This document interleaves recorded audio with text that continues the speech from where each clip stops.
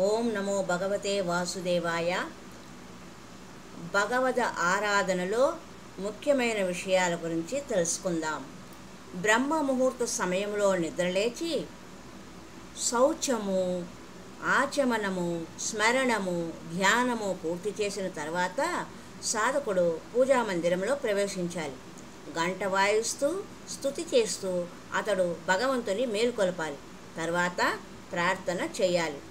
దేవా ప్రపన్నార్తిహర ప్రసాదం కురు కేశవ అవలోకన్ దానేనా భూయోమా పారయా అచ్యుత ఇతి.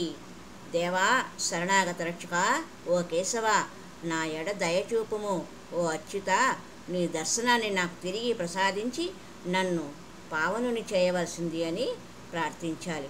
ఈ విధంగా భగవంతుని మేలుకొలిపి అంతకు పూర్వమే పూజాస్థానంలోని నిర్మాలిన్యాన్ని అంటే కిందటి రోజు సమర్పించిన పూలను తీసివేయాలి.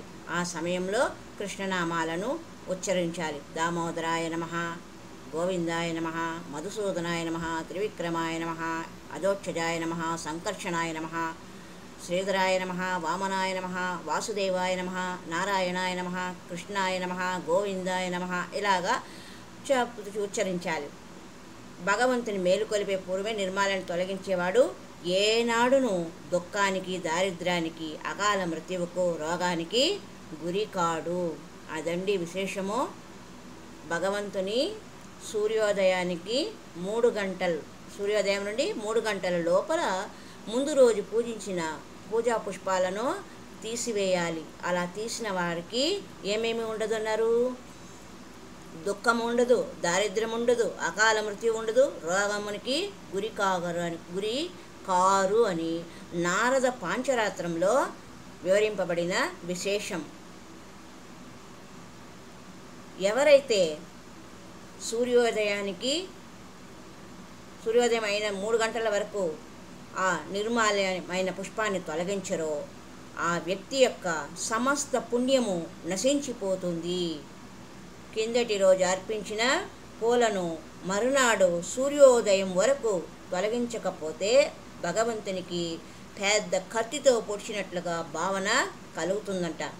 ఆ సమయం కూడా దాటిపోతే ఇక భగవంతునికి వజ్రాయుధంతో పొడిచిన భావన కలుగుతుంది.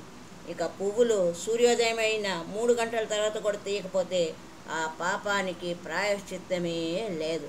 కాబట్టి భగవద్ ఆరాధన విషయంలో ఈ విషయాన్ని గుర్తుంచుకోండి. పువ్వులు పెట్టినా పూజించకపోయినా పర్వాలేదు.